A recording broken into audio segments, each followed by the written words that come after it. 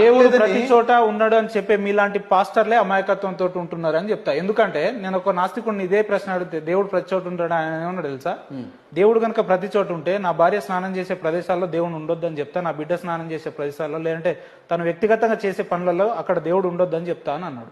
ప్రతి చోట కనుక దేవుడు ఉంటే ఇప్పుడు మన వ్యక్తిగత వివరాలన్నీ దేవుడు చూస్తున్నట్టే కదా. మరి దేవుడికి సెక్షువల్ డిజైర్స్ ఉండవండి. సెక్షువల్ డిజైర్స్ ఉన్నవాడు దేవుడు అవడండి. ఎందుకు? ఒక ఆడదాన్ని చూసి వ్యామోహపు ఆలోచన వచ్చిందంటే ఆ వ్యక్తి దేవుడు అవడం అన్న పెద్ద స్టేట్మెంట్. ఖచ్చితంగా చెప్తాను. మీరు అందరూ హైందవ మనోభావాన్ని మాట్లాడుతున్నారు. హైందువుల గురించి మాట్లాడలేదండి. దేవుడు అనేవాడు దాంట్లో ఉంటారండి. మా శివుడు ఎట్లుంటే శివుని పక్కన మా నమ్మకాన్ని బట్టి ఆయన ఎందుకు అంత అతి పరిశుద్ధుడు అయ్యాడంటే ఆయన 1000 మంది వ్యభిచారుల మధ్యన నిలబడినా ఏ వ్యక్తితో వ్యభిచారం చేయలేదు. 100 మంది ఆడవాళ్ళతో తిరిగినా ఏ ఆడదాన్ని కూడా చూడలేదు. ఇదే మరియమ్మ కడుపులో పుట్టిన యేసుక్రీస్తు మాత్రం దేవుడు అవ్వచ్చు.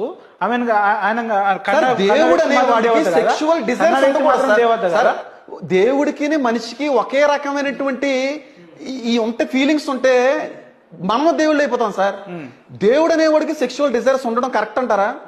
ఒక ఆడదాన్ని చూసి వ్యామోహాన్ని తట్టుకోలేకపోవడం అనేటువంటిది దేవుళ్ళు ఉండేటువంటి స్వభావం అంటారా?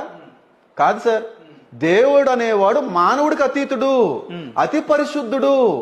ఆ దేవుడికి ఇలాంటి డిజైర్స్ ఉండవు సార్. అలా ఉంటే బైబిల్లో చాలా పాపాలు చేతులు వేసేయా. ఏ ఆడదాంతో అయినా పాపం చేసినట్టుగా మీరు చూపియండి. దేవుడు ఒక స్త్రీ స్నానం చేస్తున్నప్పుడు లేకపోతే బట్టలు మార్చుకున్నప్పుడు ఏదో వ్యామోహ ఆలోచన బట్టి ఆయన ఉండబట్టలేక ఒక స్త్రీతో పాపం చేసినట్టుగా బైబిల్లో ఎక్కడన్నా యేసుక్రీస్తు ప్రభు వారి గురించి మాట్లాడితే బైబిల్ వేస్తాను. అట్లా ఎవరు చేయరు అంటున్నా. చేస్తే దేవుడా కాదని నేను అంటున్నాను. దేవుడు ఎట్లయితాడు? నేను అదే అంటున్నాను. దేవుడు కాదు కదండి. మరి మీరు